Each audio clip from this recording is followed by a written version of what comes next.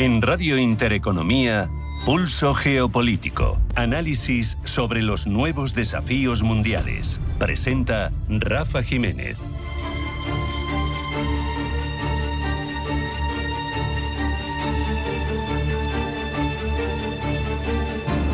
Bienvenidos a Pulso Geopolítico. ¡Qué imagen!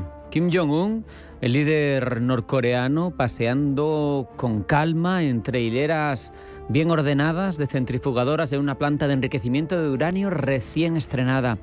Como si estuviera inspeccionando una fábrica de automóviles o una planta embotelladora. Muy sonriente, muy satisfecho. El mensaje que llega de las fuentes oficiales norcoreanas es muy claro.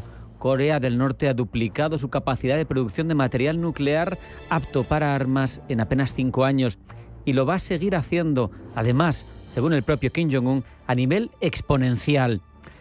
Ha declarado que este avance es irreversible y lo peor es que tiene razón, porque nadie va a invadir Corea del Norte para impedirlo. No se pueden arriesgar a que utilice esas armas nucleares.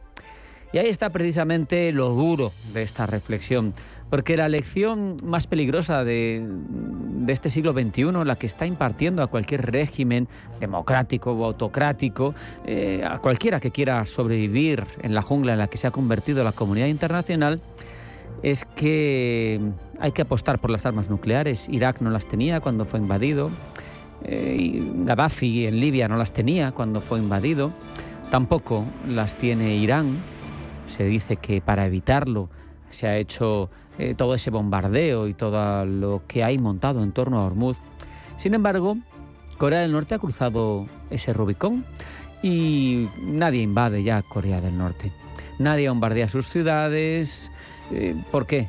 Porque todo el mundo sabe que si alguien se sobrepasa con Pyongyang, van a pagar las consecuencias Seúl, Tokio, quizá Pekín, quizá Moscú, quizá algunas ciudades de Estados Unidos, porque tiene capacidades en misiles balísticos intercontinentales de golpear en todo el territorio estadounidense.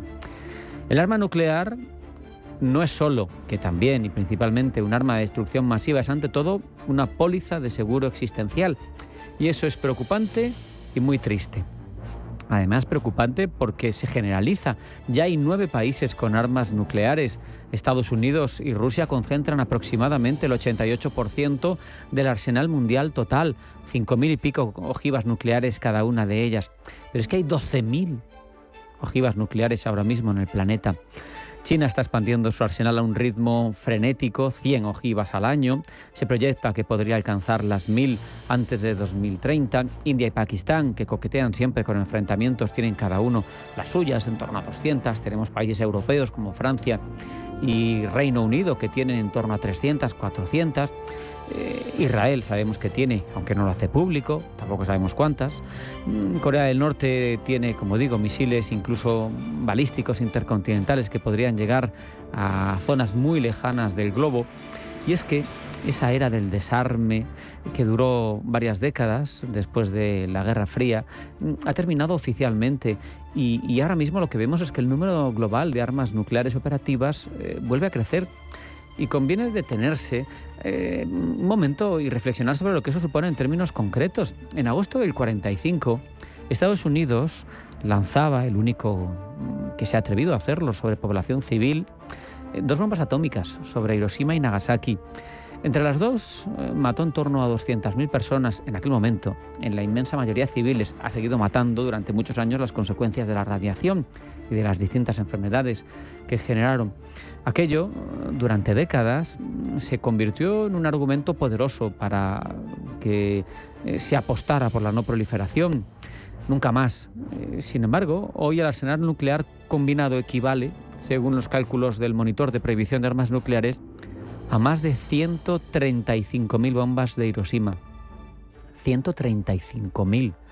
Aquello que tuvo que ser, que fue, en principio, una conmoción para la especie humana, ahora lo podríamos repetir 135.000 veces. No hemos aprendido nada. O lo que es peor, hemos aprendido algo muy distinto de lo que tendríamos que haber aprendido. Y es que quien tiene la bomba, manda. Quien no la tiene, es vulnerable y lo atacan.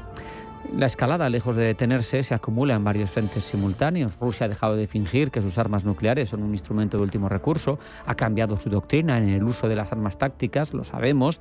No tiene solo esas ojivas estratégicas, tiene las ojivas tácticas que pueden montarse a lomos de esos misiles hipersónicos Oresnik que no pueden ser frenados ahora mismo. ¿Qué pasará si decide usarlos? Son 12.000 cabezas nucleares repartidas entre 9 países y con una legión geopolítica verdaderamente grave instalada en el imaginario de cualquier régimen que ahora mismo sobre la faz de la Tierra quiera sobrevivir ante la agresión de alguna otra potencia. La bomba nuclear es mi mejor garantía. ¿Cuántos países más van a sacar esa conclusión en los próximos años? ¿Cuántos se van a incorporar a esa nómina de ejércitos capaces de destruir a otro país sin ningún tipo de criterio de a quién se mata, a quién no se mata, y con la gravedad que supone y que hemos comprobado lanzar una bomba nuclear? En Hiroshima hay un museo donde se conservan los relojes parados a las 8:15 de la mañana del 6 de agosto del 45, el instante exacto en el que la humanidad conoció lo que era capaz de hacerse a sí misma. Pero lo que tenemos sobre la mesa ahora mismo no es la renuncia a esa muerte que es capaz de terminar con nuestra especie. Lo que tenemos ahora mismo es 135.000 Hiroshimas potenciales. Y seguimos añadiendo más. No sé, la verdad, si terminaremos por autoextinguirnos. Pero desde luego, merecerlo, nos lo merecemos. Hasta aquí esta primera reflexión. Hacemos un alto en el camino. A la vuelta, información geopolítica que elabora Blanca del Tronco. No se vayan, porque sigue Pulso Geopolítico.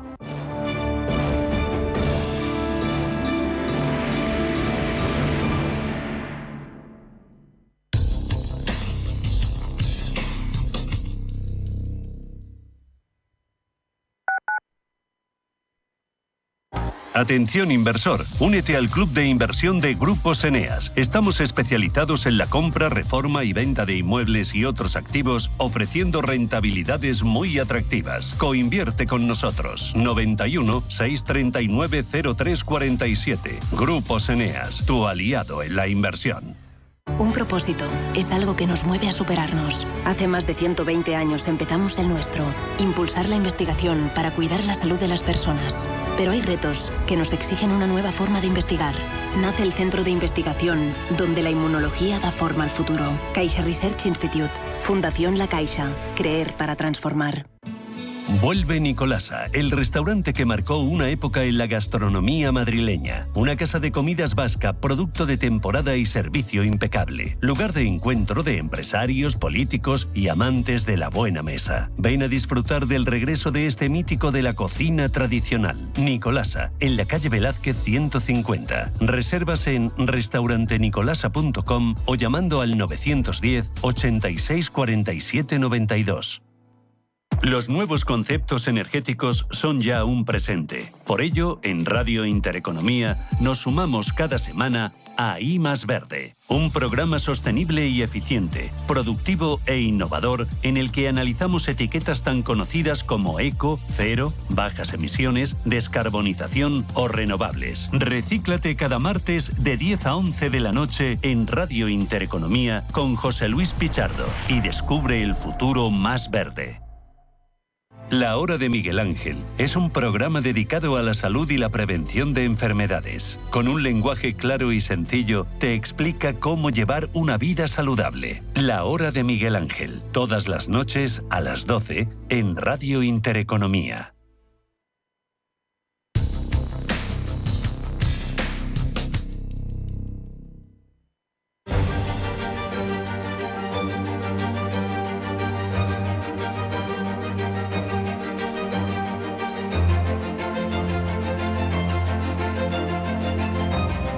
En Radio Intereconomía, Pulso Geopolítico. Presenta Rafa Jiménez.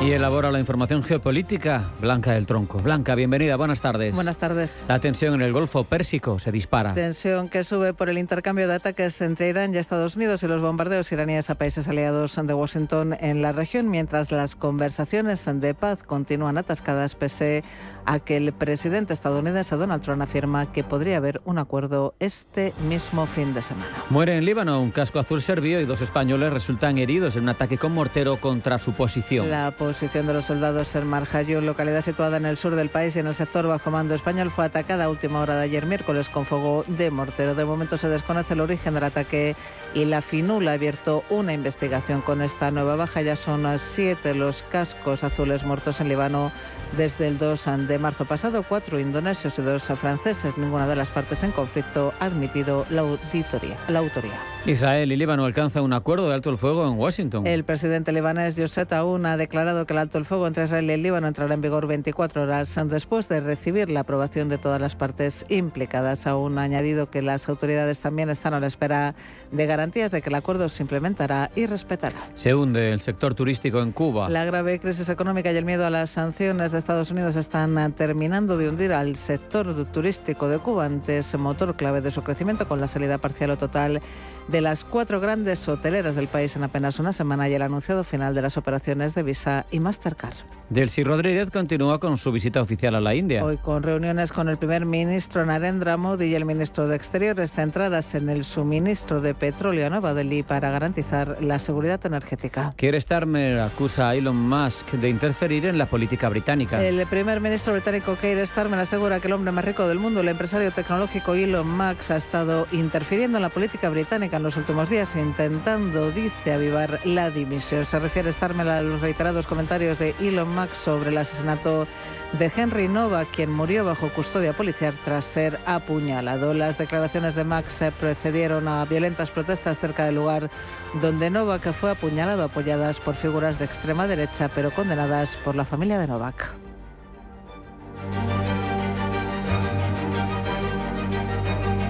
En Radio Intereconomía, Pulso Geopolítico. Presenta Rafa Jiménez.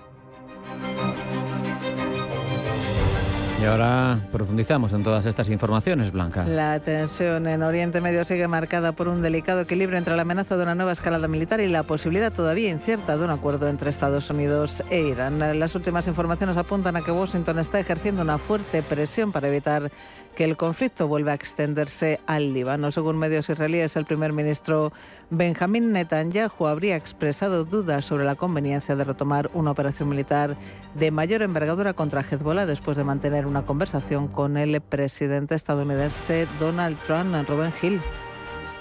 Israel se debate entre intensificar su ofensiva militar en Líbano o plegarse a los deseos de Trump de que rebaje la tensión para poder llegar a un acuerdo con Irán. Durante una reciente reunión de seguridad, las fuerzas de defensa de Israel habrían presentado distintas opciones al gobierno, mientras algunos miembros del Ejecutivo, como el ministro de Defensa Israel Katz o el titular de Seguridad Nacional Itamar Ben-Gvir, se han mostrado partidarios de continuar los combates. Netanyahu habría optado por la cautela ante la presión de Washington. La cuestión libanesa se ha convertido además en una pieza clave de las negociaciones entre Estados Unidos e Irán. Teherán ha dejado claro que el mantenimiento del alto el fuego líbano es una de las condiciones para que continúen los contactos diplomáticos con la administración estadounidense, y es precisamente en el terreno diplomático donde se concentran ahora todas las miradas.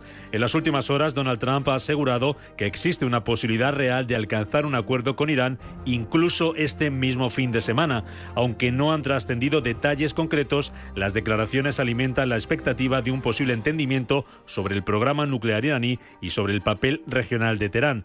De momento, la situación sigue siendo extremadamente frágil. Israel mantiene la presión sobre los grupos aliados de Irán en la región, mientras Washington intenta evitar una nueva escalada que pueda poner en peligro las negociaciones. En este complejo tablero, el futuro de Líbano, el programa nuclear iraní y la estabilidad de Oriente Próximo aparecen cada vez más conectados. Las próximas horas podrían ser decisivas. Si prosperan los contactos diplomáticos, la región podría acercarse a una etapa de distensión, pero si fracasan, el riesgo de una nueva espiral de confrontación seguirá muy presente en uno de los escenarios más sensibles del mundo. Mientras tanto, la Cámara de Representantes de Estados Unidos ha aprobado una resolución destinada a obligar a Donald Trump a detener la guerra en Irán. Paul Mielgo. La Cámara de Representantes de Estados Unidos ha lanzado una advertencia política al presidente Donald Trump al aprobar una resolución que busca limitar su capacidad para mantener operaciones militares contra Irán sin el respaldo explícito del Congreso. Más allá de su impacto inmediato, la votación tiene un importante valor simbólico. En el sistema estadounidense, la Constitución reserva al Congreso la facultad de declarar la guerra, aunque los presidentes han ordenado operaciones militares en numerosas ocasiones sin una autorización formal previa.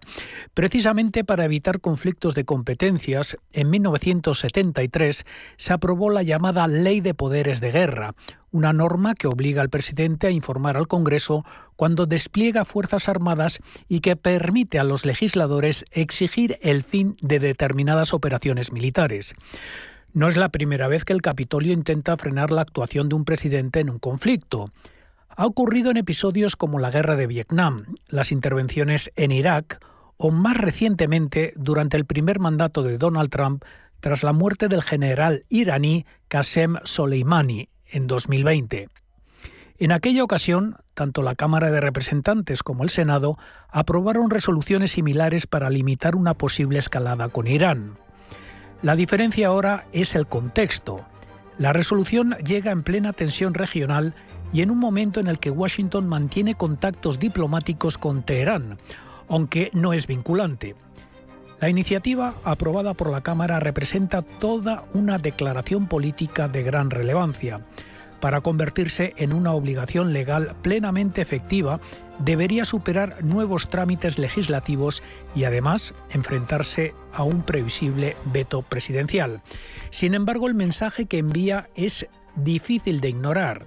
La Cámara de Representantes está recordando a la Casa Blanca que una parte significativa de los legisladores considera que cualquier ampliación del conflicto con Irán debe contar con la autorización expresa del Congreso. En otras palabras, más que detener una guerra, la votación busca reafirmar una vieja cuestión de la política estadounidense. ¿Quién tiene la última palabra cuando el país se enfrenta a una intervención militar en el exterior? Pues bien, Donald Trump ya ha reaccionado a esta votación en la Cámara de Representantes. La califica de antipatriótica. Acusa a los 211 demócratas que votaron a favor de la medida de padecer el síndrome de trastorno de Trump, afirmando que estos senadores preferirían que Estados Unidos fracasase antes de darle otra de sus muchas victorias a él. En cuanto a los 4 republicanos que se unieron a los demócratas, Trump los califica de oportunistas. Y más empresas siguen abandonando Cuba ante el temor de que las sanciones estadounidenses les salpiquen. El último en sumarse al éxodo empresarial ha sido el banco que gestiona los pagos de Visa y Mastercard, que suspenderá sus operaciones a partir del sábado. ¿Cómo podría agravar esto más la crisis energética y turística que sacude a la isla? Pablo Llanone. Las nuevas sanciones de la administración Trump han surtido su efecto rápidamente y los bancos y empresas extranjeras que operaban en la isla han empezado a romper sus lazos con Caesa, el conglomerado militar que gestiona un 70% de la economía de la isla. 4 cadenas hoteleras de España, Canadá e Indonesia ya han anunciado que dejarán de operar. Ahora se suma el banco que permitía las transacciones con Visa y Mastercard. El país caribeño no podrá recibir, por tanto, ingresos como resultado de la comercialización de bienes y servicios por intermedio de tarjetas internacionales del alcance de Visa y Mastercard, por lo que el Banco Central de Cuba ha acusado a Estados Unidos de llevar a cabo una estrategia represiva. La consecuencia inmediata se hará notar sobre el sector turístico de la isla, ya de por sí vilipendiado. Asimismo, la necesidad extrema de conseguir dólares y euros en efectivo para viajar o importar elevará con fuerza el valor de las divisas en el mercado negro. Todo se une a la inflación y la crisis energética, dejando en la isla un panorama desolador que presionará a más empresas a retirarse del país. Hoy el vicepresidente primero y ministro de Economía, Carlos Cuerpo, ha afirmado desde México que España mantiene un seguimiento estrecho de las decisiones de la administración estadounidense sobre Cuba para, así dice, minimizar su impacto en las empresas españolas presentes todavía en la isla. Nosotros desde el primer momento estamos haciendo un seguimiento estrecho de las órdenes que se dictan desde la administración americana y haciendo también o teniendo un diálogo permanente con nuestras empresas para ayudarles y acompañarles en este momento, tanto con Meliá como con todas las empresas que están presentes, a través de la oficina comercial, pero también desde la Secretaría de Estado de Comercio, haciendo de puente incluso con las autoridades americanas, y este es el esfuerzo en el que estamos ahora para minimizar, por supuesto, el impacto en nuestras empresas. Todavía mantienen su presencia en la isla Air Europa, de las pocas aerolíneas que mantiene activas sus conexiones entre Madrid y La Habana. Meliá, pese a haber cesado las operaciones en 15 establecimientos, mantiene todavía abiertos 20 hoteles, mientras Iberoestar también ha abandonado la gestión de 12 alojamientos, pero mantiene 5 hoteles insignia abiertos. Y este sábado 6 de junio el Papa León XIV llega a España para la primera visita de un sumo pontífice a nuestro país desde hace 15 años. Recorrerá Madrid, Barcelona, Gran Canaria y Tenerife en una agenda que combina actos multitudinarios con encuentros de carácter social, pastoral e institucional. León XIV ha aceptado la invitación del rey Felipe VI y la Iglesia, a diferencia de su antecesor, el Papa Francisco, que dejó de lado Europa Occidental y optó por otros destinos. ¿Por qué? Porque España se ha convertido en un destino prioritario para el nuevo Papa, Pablo. El Papa Francisco tenía una especial inclinación por Latinoamérica, pero también estuvo en Albania, Bosnia y Herzegovina, Grecia, Armenia o Irlanda. En ningún caso, eso sí, Francia o España, a diferencia de León XIV, que ha decidido viajar a estas dos potencias occidentales de manera casi consecutiva. Para el Papa Francisco no eran una prioridad y prefería prestar atención a las denominadas por él periferias, es decir, naciones más pequeñas o con minorías religiosas. Las grandes potencias de Europa Occidental, tradicionalmente católicas, como España o Francia, serían, dijo el Papa Francisco, su última parada. Francisco, eso sí, llegó a manifestar su deseo de pisar suelo español de forma excepcional para visitar las Islas Canarias por la crisis migratoria, pero su fallecimiento impidió que dicho viaje se llegase a materializar. Ha tenido que ser su sucesor, el Papa León XIV, quien recoja esa intención y decida finalmente saldar la deuda histórica con las invitaciones de España y Francia. Pero ¿por qué la urgencia? ¿Por qué el Papa tiene el foco ahora en Europa Occidental? Pues bien, León XIV comenzó su pontificado viajando a Turquía, el origen del cisma de la Iglesia, y donde se mostró como un puente entre religiones y doctrinas. Después viajó al Líbano, donde expresó su sensibilidad en torno a las cuestiones humanitarias como la crisis migratoria. Ahora, al poner el foco en Europa Occidental, podría buscar renovar los valores cristianos, defendiendo la importancia para sostener la dignidad humana. Las sociedades europeas se encuentran cada vez más secularizadas y sus vidas ya no giran en torno a la fe, sino en torno al consumo. En ese sentido, el Papa podría hacer un llamado a los estados para que traten de reforzar la religiosidad. Un llamamiento similar al que hizo en su primera encíclica Magnificat Humanitas, donde apeló a los estados a que ganasen protagonismo frente al sector privado para limitar los efectos perniciosos de la inteligencia artificial. En su viaje a España, además, irá a Canarias, que servirá como hilo conductor de su viaje al Líbano, y podrá pronunciarse sobre el drama migratorio. Con este nuevo foco en Europa, el Papa León XIV está tratando de cambiar el rumbo esbozado por su antecesor y pretende aumentar la influencia del Vaticano en Europa Occidental, a la vez que no desciende a las periferias, que no deja de lado las periferias presentes también en su agenda. Al conectar ambas realidades, León XIV posiciona a la Santa Sede como una de las pocas autoridades globales con capacidad de influencia moral tanto en los frentes de guerra como en los centros de gobernanza internacional. Y cambiamos de asunto. El espionaje ya no es el que era hace 80 años tras el fin de la Segunda Guerra Mundial. La tecnología no deja de revelar nuevas formas de obtener información y hoy hemos conocido una estratagema empleada por China. Parece absurda, pero lo cierto es que puede resultar bastante efectiva, Pablo. Estados Unidos y sus aliados de Five Eyes, es decir, Reino Unido, Canadá, Australia y Nueva Zelanda, han denunciado hoy que Pekín está utilizando LinkedIn, la plataforma social, para espiar. Al parecer se están utilizando perfiles falsos y ofertas de trabajo dirigidas a oficiales militares, espías y otras personas con acceso a información clasificada o sensible. Según el comunicado de la alianza Five Eyes, quienes responden a las propuestas de China se ven sometidos a una creciente presión para proporcionar información no pública a clientes no especificados, a menudo con incentivos económicos por compartir información que luego se transmitiría a los servicios de seguridad chinos. La alerta refleja la creciente preocupación de que el gigante asiático esté utilizando inteligencia artificial y otras herramientas emergentes para espiar. En la nueva era tecnológica, el espionaje sigue encontrando formas llamativas y quizá más difíciles de controlar. En su última visita a China, Donald Trump y su delegación recibieron cientos de regalos que fueron tirados a la basura para evitar cualquier riesgo de espionaje. Pero ¿qué pueden hacer para controlar lo que pasa en LinkedIn?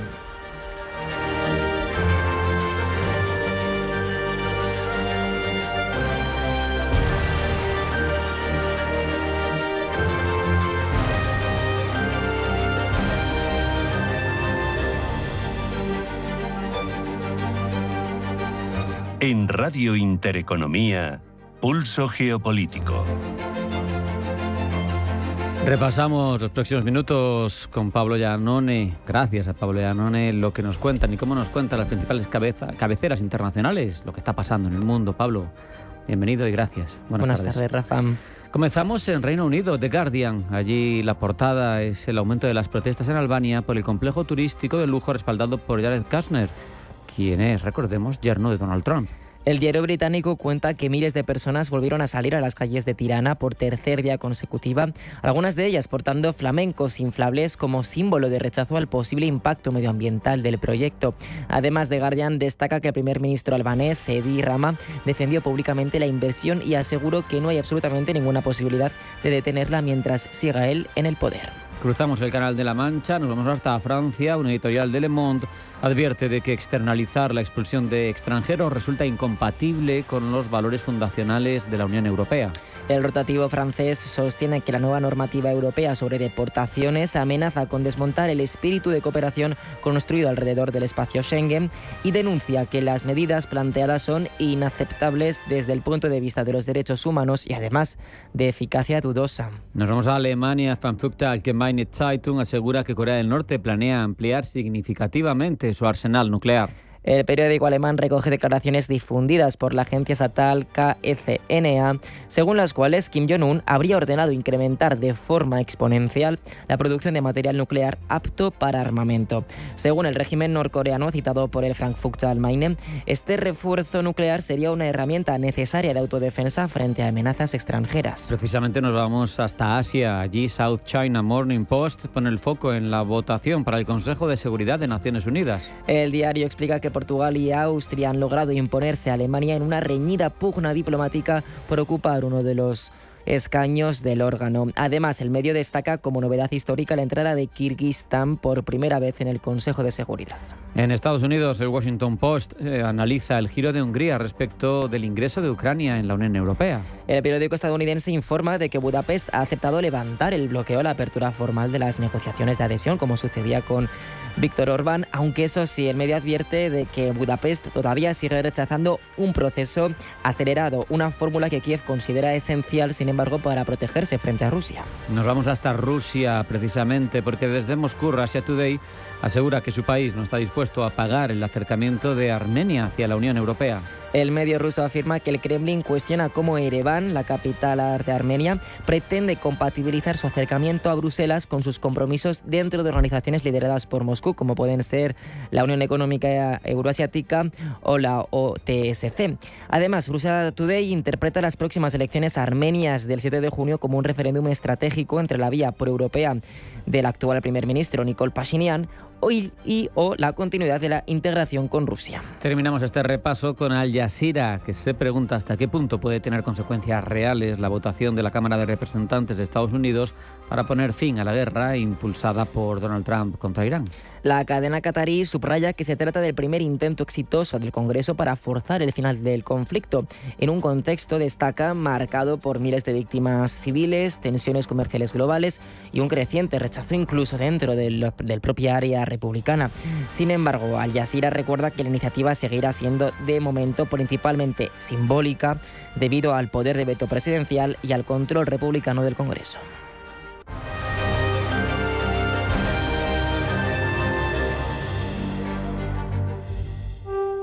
El calculable valor del arte. Disfrute del curso de verano organizado por la Fundación Amigos del Museo del Prado y la Universidad Complutense de Madrid entre los días 30 de junio y 2 de julio. Más información en amigosmuseoprado.org con la colaboración de la Fundación ACS.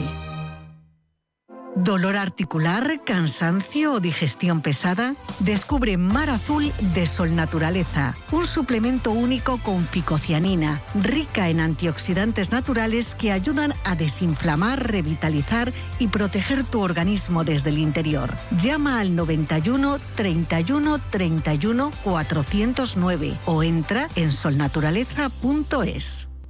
Los viernes a las 10 de la noche nos visita un gato. El Gato Gourmet. En Radio Intereconomía, Andrés Sánchez Magro presenta una guía semanal gastronómica, enológica, de restaurantes, literaria, musical y con todos aquellos ingredientes para cocinar la buena vida. El Gato Gourmet, los viernes a las 10 de la noche en Radio Intereconomía.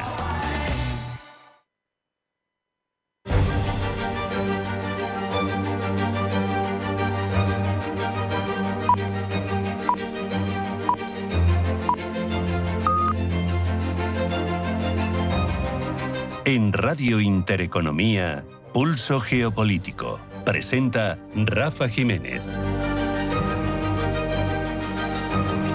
Sabemos que Europa se propone rearmarse, cuestiones como la guerra en Ucrania, especialmente la incertidumbre en torno al paraguas de seguridad estadounidense, el auge asimismo de potencias revisionistas, todo ello ha contribuido y está contribuyendo, de hecho, a disparar el gasto en defensa.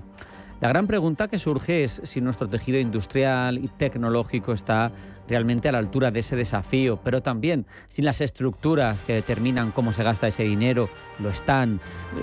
Queremos entender qué significa fabricar defensa en el siglo XXI, cuáles son nuestras fortalezas que hace falta para que no se diluya todo ese capital que se destina a defensa en los próximos años.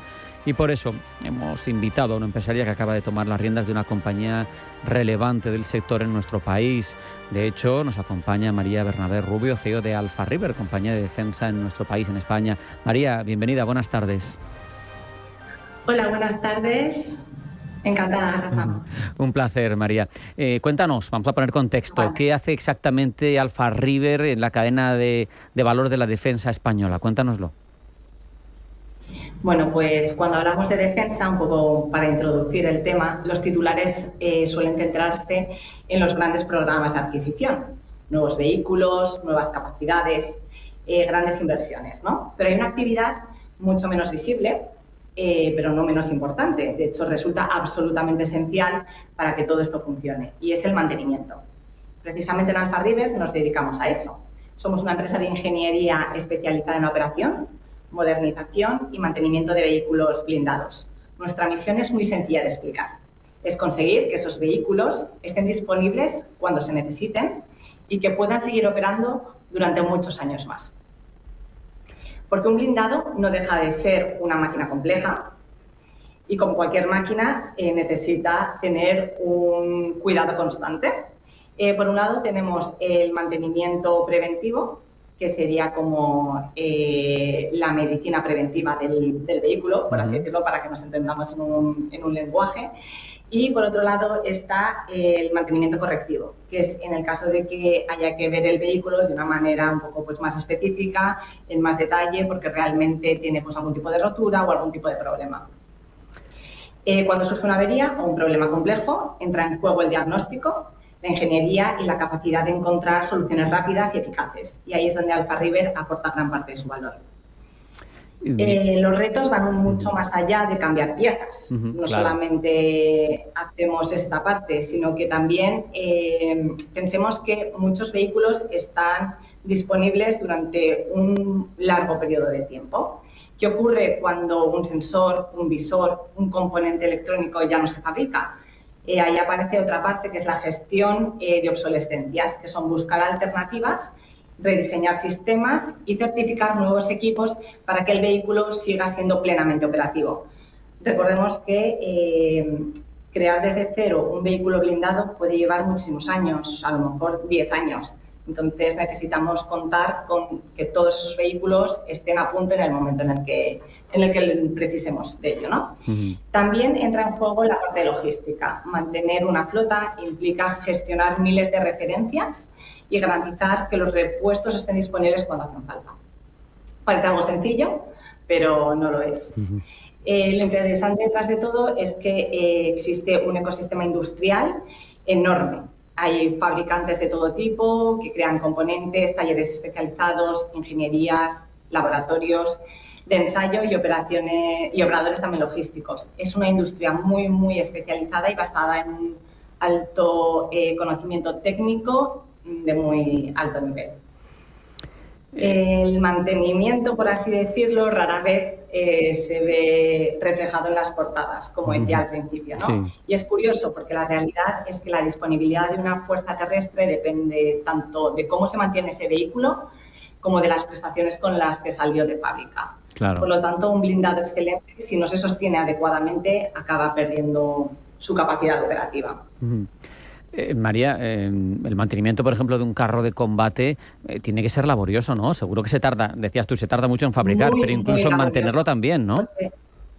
Totalmente. Es que, de hecho, nosotros recibimos un carro y no sabes cómo te vas a encontrar ese carro. A lo mejor hay un contrato que dice, tienes que ponerme a punto este carro con un presupuesto X. Pero tú abres el carro y dices, es que lo que pensaba que tenía que hacer en un escenario inicial es totalmente diferente al escenario final. Es como cuando abres el cuerpo al corazón abierto, pues no sabes lo que te vas a encontrar hasta que rajas, ¿no? Claro. Por así decirlo. Claro. Oye, también navegando por vuestra página veo que, aunque esa sea vuestra actividad principal, tenéis otras verticales, ¿no? Hablamos de optrónica, de robótica, de drones, de software, de nanotecnología. Sí, de hecho, esa parte también la queréis explorar o también la estáis explorando, ¿no? por supuesto. De hecho, tenemos un departamento fantástico. En mi opinión, está mal decirlo, pero es la verdad, es el mejor de España en optrónica. Tenemos un equipo excelente que hace un trabajo minucioso y muy, muy, muy laborioso para, bueno, pues tener todo a punto. De hecho, bueno, pues os podemos invitar a la fábrica cuando queráis para que podáis ver más de cerca todo ese proceso, los componentes, cómo trabajamos, un día a día con nosotros. Oye, cuéntanos, la llegada también vuestra a Alfa River con inyección de financiación, con reestructuración. ¿Por qué se apuesta por una empresa como Alfa River en este momento? ¿Es la coyuntura? Supongo que hay algo de fondo, no solamente circunstancial de este momento, sino un contexto geopolítico convulso, pero también una trayectoria a futuro de largo plazo, ¿no? Por supuesto. O sea, cuando decidimos desde el Family Office invertir en defensa, lo hacemos de una manera un poco precipitada porque la verdad es que aprovechamos la oportunidad que se nos daba en ese momento. De entrar. Fue una operación que se cerró muy rápido, pero al final era una apuesta que nosotros teníamos por este sector. Es un sector que creo que está en auge. Ahora mismo, como consecuencia, como bien decías, de la situación geopolítica en la que vivimos, es el momento de apostar por ello. Y no solamente es un reto empresarial, sino también un servicio a la nación. Creemos que podemos aportar mucho y Alfa River es una empresa que tiene un potencial increíble. Entonces, ese es el motivo por el cual decidimos entrar en defensa. Y bueno, aquí estamos. Hicimos la inyección de capital de casi 14 millones de euros y, como dices, en un momento en plena reestructuración de la compañía, pero consideramos que no podíamos esperar, ¿no?, para entrar en ese momento. A medida que se dilataba el proceso de entrada, creo que la compañía se hubiese depreciado más. O sea, la actuación que tiene que tener es inminente. Y aquí estamos. Qué bueno. Tenéis presencia en 25 países. ¿En este sector es fundamental, María, una presencia global? Por supuesto. Porque, bueno, aquí no olvidemos una cosa. En España, por así decirlo, pensamos que siempre tiene que depender de terceros países, ¿no? Para a lo mejor ver un poco cómo va el tema de defensa. Sin embargo, España y Europa cuenta con una industria militar y tecnológica muy, muy, muy potente. Eso, o sea, nosotros fabricamos submarinos, satélites, fragatas, aviones, radares militares. Entonces, no estamos hablando de montar, con todos mis respetos, muebles de cocina de una marca sueca, sino esto es una tecnología mucho más compleja, es una de las tecnologías más complejas que existen. Entonces, es necesario que tengamos presencia en todos esos países porque al final necesitan nuestro apoyo, al igual que nosotros también necesitamos apoyo de otros terceros países, ¿no? ¿Cuál es, en tu opinión, desde tu visión, estando en Alfa River, el principal cuello de botella que puedes ver para que seamos capaces de tener la maquinaria bien engrasada, ¿no? La capacidad industrial, los plazos, que a veces se urge o hay problemas con ellos, sí, o los perfiles técnicos y especializados. Elige tú de qué hablar. Yo creo que todo viene por, bueno, pues el transcurso de la historia, ¿no? Nosotros a lo largo de los años hemos vivido bastante cómodos De hecho, tras el final de la Guerra Fría, nos hemos acostumbrado a pensar que los grandes conflictos es algo totalmente ajeno, que prácticamente únicamente se ven ya en los libros de historia, ¿no? Sin embargo, y por eso yo creo que Europa dedicó menos atención a la defensa, porque parecía que la seguridad estaba más o menos...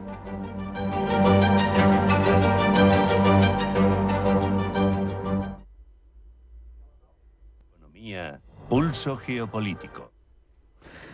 Tenemos un problema con la conexión, María. No sé si me estás escuchando. Espera un momentito, que estamos intentando arreglarlo porque no te estábamos escuchando.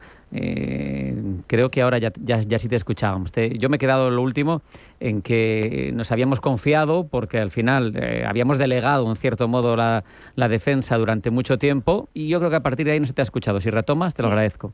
Bueno, pues hemos delegado la defensa durante mucho tiempo, pero no es que se haya delegado, sino que nos hemos confiado en que vivimos en un mundo seguro, claro, en el que el conflicto bélico no existe a diario, sino únicamente existe en los libros de historia, y estamos acostumbrados a tener un seguro a todo riesgo sin mirar de cerca lo que es la política. Sin embargo, la realidad no es así. Hemos visto que actualmente pues, la guerra existe y de hecho la estamos viviendo de cerca. Entonces, en ese momento es cuando nos damos cuenta de que necesitamos inversión. Necesitamos fábricas en constante funcionamiento, en producción, que toda esa cadena de montaje sea rápida. Además de contar con unos buenos presupuestos, necesitamos tener toda esa parte operativa. Entonces, yo creo que ahí está un poco el cuello de botella que estamos desatascando poco a poco con todos estos pasos. En cuanto al capital humano, a los perfiles técnicos, yo veo en vuestra página y digo, hacen falta ingenieros, pero hacen falta también ciencias ambientales, hace falta... ¿Os cuesta encontrar ese talento? Totalmente. ¿Cómo lo estáis haciendo? Sí, bueno, la verdad es que el equipo humano que tiene Alfa River es uno de sus grandes activos, ¿no? Al final trabajamos con personas y esas personas son las que consiguen que el proyecto salga adelante. O sea, tú puedes tener una fábrica de defensa con muchísimos metros, con muchísimo material, pero si al final no tienes el componente humano que haga funcionar todos esos elementos, no sirve de nada tener la fábrica más grande del mundo, ¿no? Sí que es cierto que son perfiles muy específicos, perfiles muy técnicos, que cuesta encontrarlos fuera. Entonces, por eso hay que cuidar al personal trabajador para que siga trabajando y al final que sienta este proyecto como suyo propio, no solamente como algo ajeno. Y la verdad es que es difícil de encontrar fuera. Por eso invito a todas las empresas de defensa a que cuiden a su personal y que lo valoren porque nos hace falta. María, trabajar con la OTAN, con distintos gobiernos, quizá en uniones temporales de empresas o en joint ventures, ¿no es complicado? Porque da la sensación de que eso también es en sí mismo todo un desafío. Lo es, por supuesto, porque no es lo mismo dirigir tu empresa, tu proyecto, que cuando lo tienes que hacer conjuntamente con un tercero, ¿no?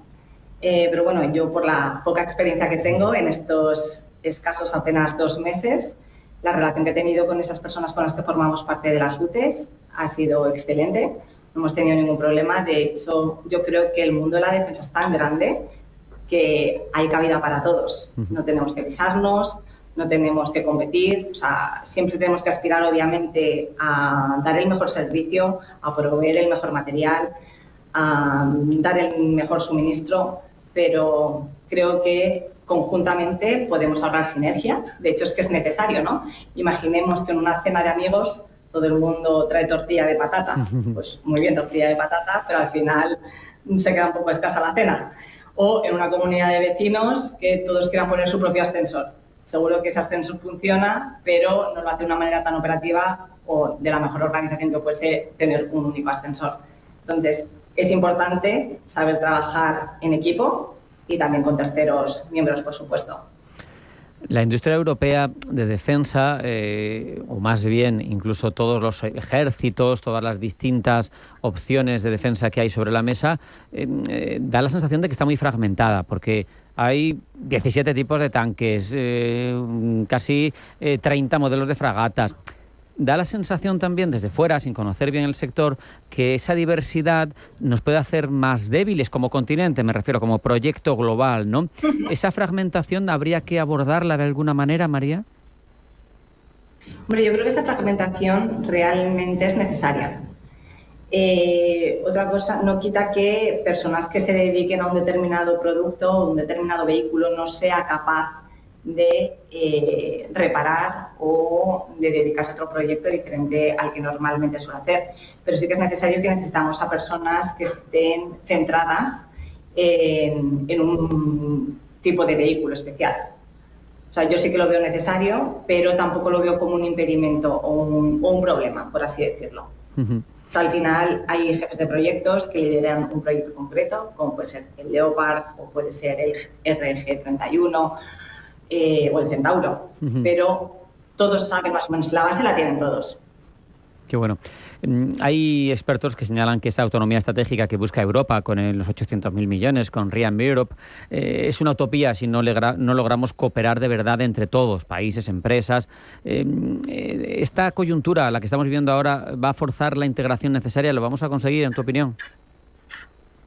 Yo creo que precisamente la frase de la autonomía que se está pidiendo, ¿no?, hay que entenderla en un buen contexto. No es que nosotros vayamos a decir de la noche a la mañana a Estados Unidos muchas gracias y hasta luego, ahora yo continúo por mi lado, ¿no? Al final yo creo que esa autonomía lo que se refiere es que Europa tiene que estar preparada para cubrir esas partes más débiles que tiene sin necesidad de depender de un tercero.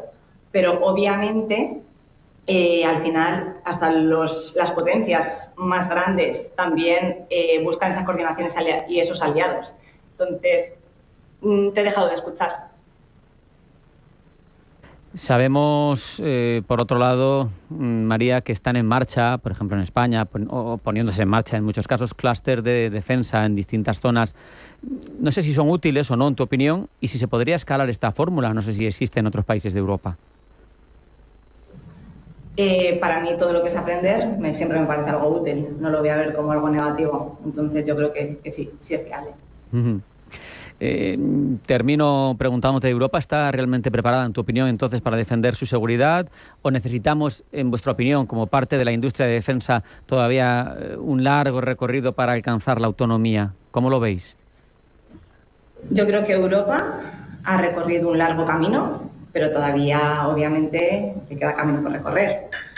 Y, bueno, pues cada vez va siendo más autónoma, pero no olvidemos que tener alianzas con terceros países y colaboración con otros terceros no hay que interpretarlo como algo negativo.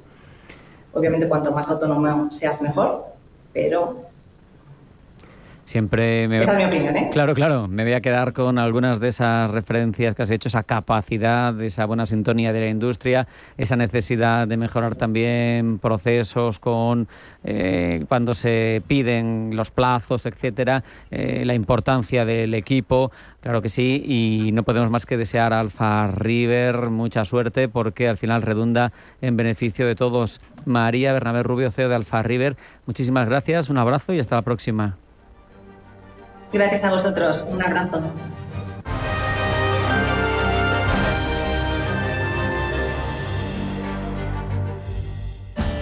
Conquista cada camino, renueva cada viaje. European Privilege te ofrece un método exclusivo de alquiler de coches premium a 6 meses con hasta 20.000 kilómetros, sin avales y con hasta el 100% del gasto desgravable. Diseño, tecnología y potencia para cada viaje. Siente la libertad al volante de los grandes iconos del automovilismo. European Privilege. Elige tu marca. Conduce diferente.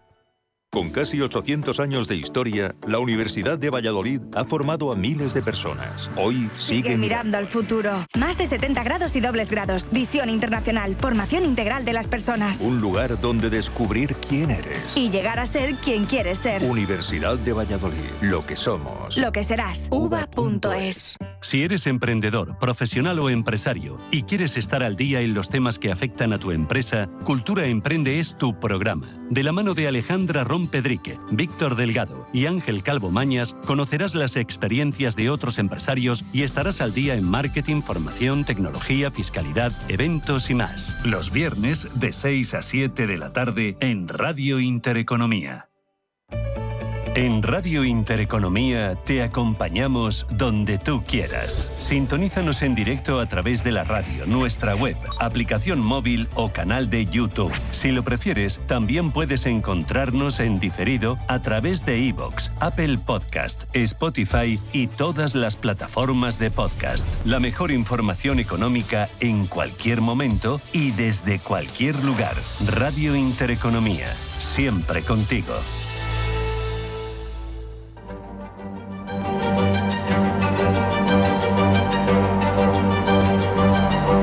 En Radio Intereconomía, Pulso Geopolítico. Presenta Rafa Jiménez.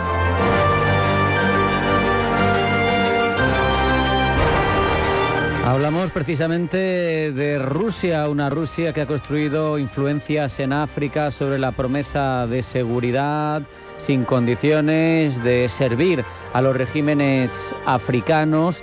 Pero recientes derrotas del Afrika Korps en Mali, las alianzas entre insurgentes tuaregs y grupos yihadistas plantean preguntas incómodas. ¿En qué punto está esa presencia rusa en el Sahel? Hablamos con Raquel Barras Tejudo, profesora de Relaciones Internacionales de la Universidad Complutense de Madrid. Raquel, bienvenida, buenas tardes. Hola, buenas tardes. Es un placer estar de nuevo con vosotros. Un gusto. Oye, al final hemos visto reveses en Mali a manos de los yihadistas, de los tuaregs. ¿Es un punto de inflexión en la estrategia rusa del Sahel o es un revés táctico más? ¿Cómo lo ves? ¿Qué importancia le das tú? Bueno, yo creo que es una cuestión importante porque Rusia se estaba haciendo muy fuerte en el país, ¿no?, en Mali, pero también hay que recordar que no es la primera vez que escaramuzas, información o inteligencia con soldados rusos caídos en Kidal, por ejemplo, ya venían sucediéndose desde el año 2023.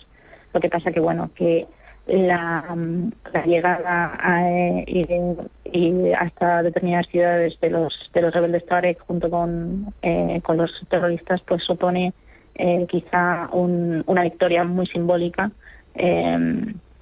para la parte rusa, ¿no? O sea, claro, en contra de los rusos. El Afrika Korps heredaba el relevo del grupo Wagner. No sé si los resultados son iguales, pero te pregunto, ¿ha perdido Moscú capacidad de combate real tras la muerte de Prigozhin? Yo creo que ha mutado, ¿no? Digamos que el grupo Wagner era quizá más independiente, no se sabía que seguía directamente las directrices del Kremlin, y sin embargo el Afrika Korps sí que se tiene la constancia de que está al servicio de los intereses del país de manera clara y directa.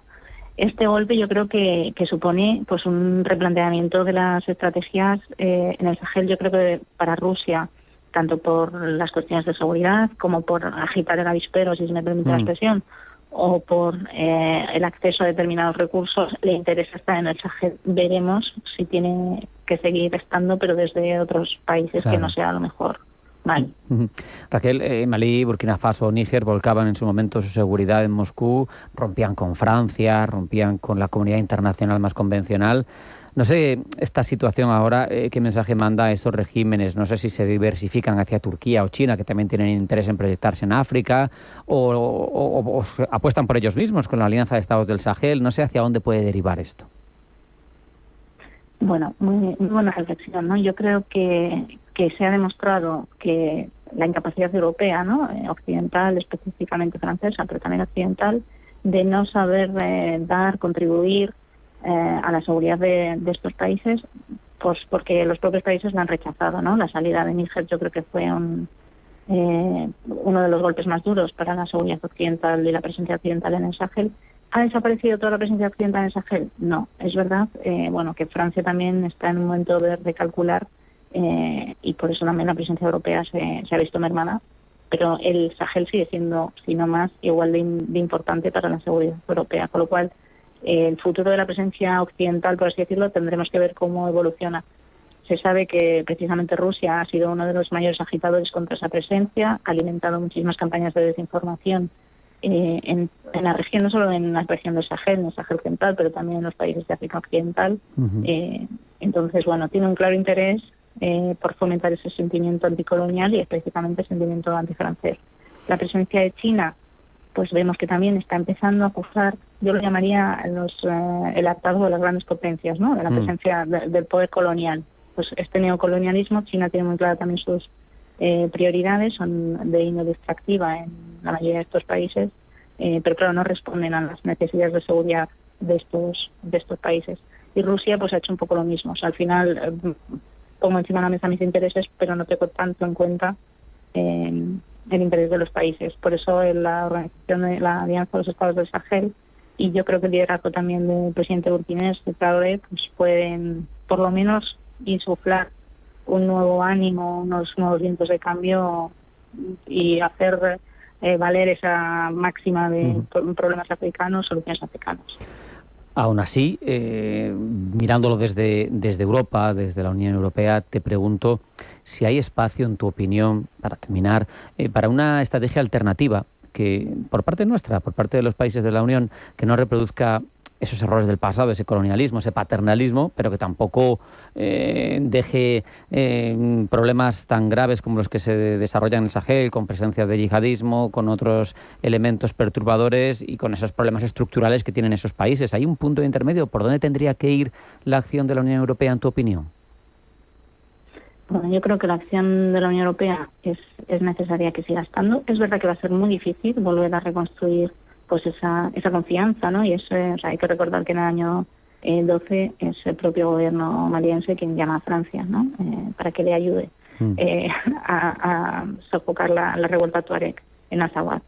Entonces, partiendo de esa base, yo creo que el camino es largo. Deberíamos sentarnos de tú a tú con los países africanos, preguntarles qué necesitan, en qué les podemos ayudar y entender probablemente que el paradigma ha cambiado y esa condicionalidad, esa manera de hacer las cosas, muy sobre todo en la Unión Europea y en el Occidente, pues a lo mejor o debe ser revisada o debe convertirse de alguna forma en algo más pragmático. Porque creo que sería un win-win estabilizar la zona y que fuesen países mucho más prósperos.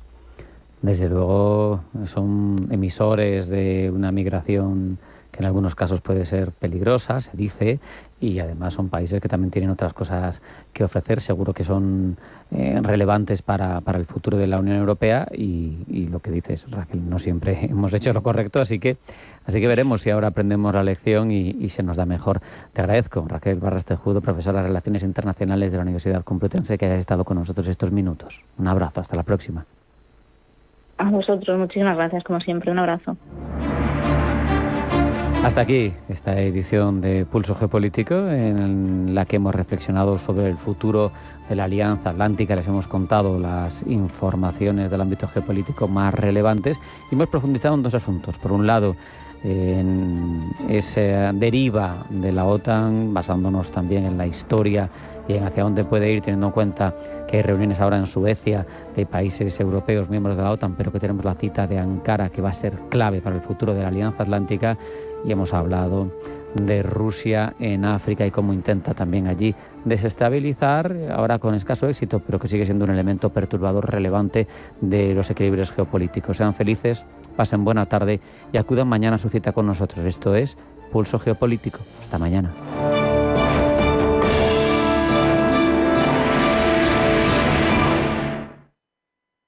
Durante décadas, la inversión en capital privado ha estado reservada a unos pocos. Hoy en Renta 4 Banco abrimos esa puerta.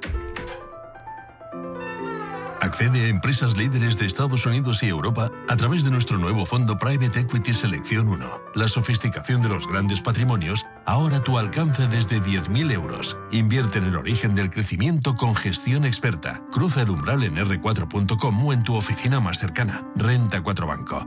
40 años a tu lado. Consulta condiciones y riesgos antes de invertir. Más información en r4.com.